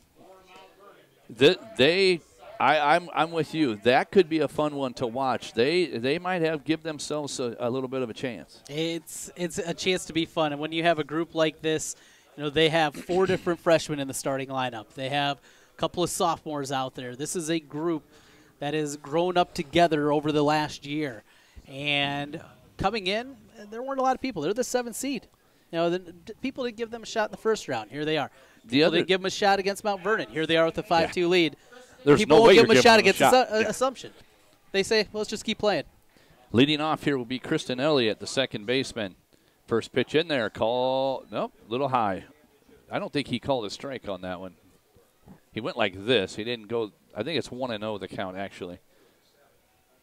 As we're still kind of checking the sky over here. There's a ground ball. Leshin fires across to Ross. Out number 1. 5-3. You know what? You always love to get that first out in this 7th inning. It always helps. Defensively, you can breathe a sigh of relief. And with Ryan coming up now, keeping somebody off the base paths in front of her, that's important too, because we've seen the speed a lot, but there's more to her game than just that. Leadoff hitter now, Libby Ryan, as she's going to try to keep this thing alive for her, as she will be. So what is she? 1 for 2 on the day. Got hit by a pitch back in the first, singled in the 3rd, grounded out here in the 5th, and now it's 2-0 to her. And I still think we're going to come back to the fact that in the 7th inning they got 1 run. That one is really big, looming large right now. It looks like that deficit looks so much bigger, even though it's just a difference of 1 run. That 4-2 versus bigger. The 5-2, it really does. 2-1 now, the count on Ryan. Yeah, this is, I like this team. They're a lot of fun to watch. They're really gritty. Mm-hmm. And, boy, what a base hit back for Ryan. She's not quite done yet. And that one was a solid hit right back up past Lawrence. There was no chance for Lawrence to get a glove on that one. So a base hit by Ryan. Now you got to see, what are you thinking they're going to do? So Sydney Hauser will be coming to the plate, as Ryan able to get on and extend the inning a little bit here with 1 down, 1 out in the inning as Elliott grounded out.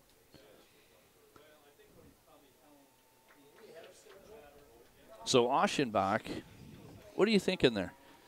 We don't really care about Ryan too much. You got to get outs. I almost got to believe it, because you're up 5-2.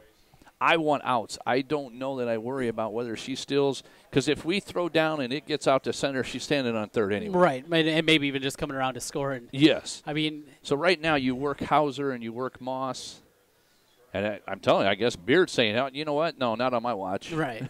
Yeah. She was coming out. She was. I would be the same way. I let her score because that run doesn't mean anything. No. There's the pitch, and they are going to throw it down. And I'm telling you, there's just no reason for it. No reason. Let her take second, throw it back to the pitcher. So let her take third here, throw it back to the pitcher. So that's a stolen base. And right here, the only thing that you want different out of Beard here is you want Beard to make sure she gets every throw back to Lawrence on a line. Yep. You don't want it to be a little blooper and see that delayed steal stuff.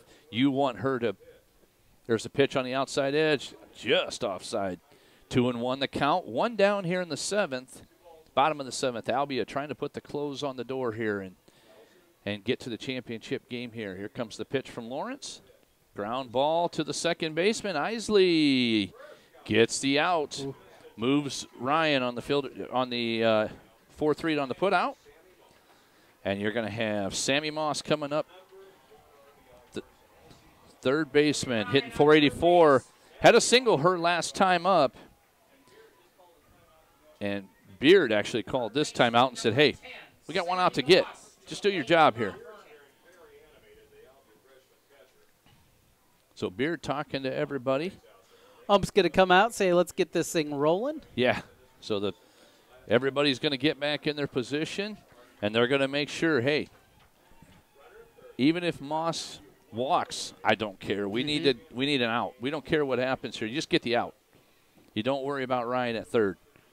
2 down here in the inning, and here comes the pitch. First pitch in there, called strike. Well, Sami Moss has been part of the offense here. A couple of singles and RBI. Dangerous hitter. This young lady in the dish is really the real deal here.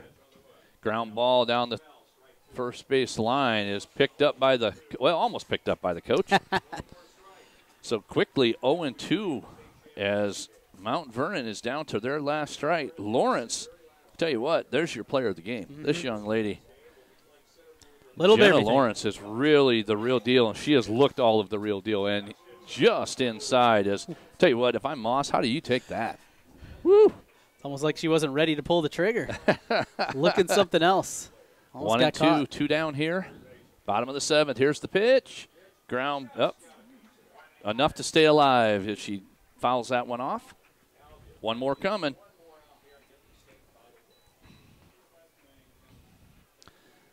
But I'm going to give Mount Vernon a lot of credit because Amanda Rowe really pitched well for them. They didn't get, speed through well in the first inning, just wasn't able to really hold Albia off. But Amanda Rowe really kept Mount Vernon in this thing, and 5-2 is really not indicative of what this game felt like. Yeah, you're right. Albia's felt like they've dominated this whole thing. Another fouled off there. Yeah, and really, honestly, it's from this perspective that I think they've really seemed like they've dominated really well with Lawrence on the hill. Mm-hmm. Anytime there's been a jam, they've always had an answer. Every time, both offensively and defensively, they've always had an answer. Absolutely. There's a pitch just on the outside edge. Now we're going full count here. 3-2, 2 outs. Deep breath by Lawrence. We'll see if she can finish this thing off. She really has not changed her demeanor all 7 innings. There's the pitch. Line shot. And Schroeder knocks it down and fires across. And that's it. Albia wins 5-2 over Mount Vernon. What a great play. Really awesome game tonight here with Albia. A lot of fun there. Yeah.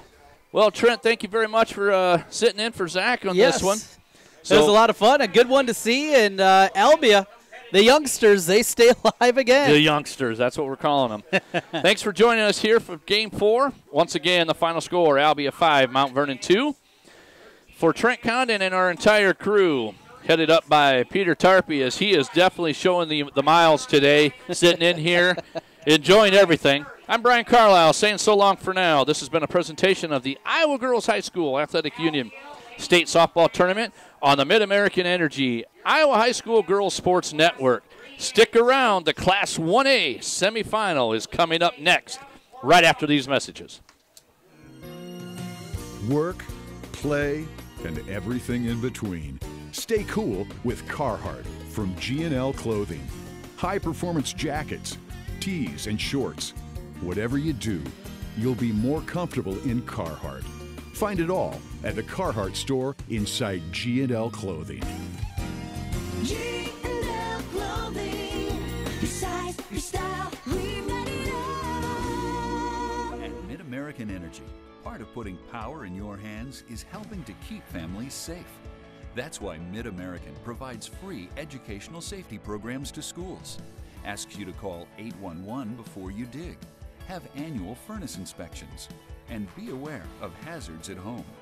Mid-American Energy safely delivers electricity and natural gas to us in good times and stormy ones. That's Mid-American Energy.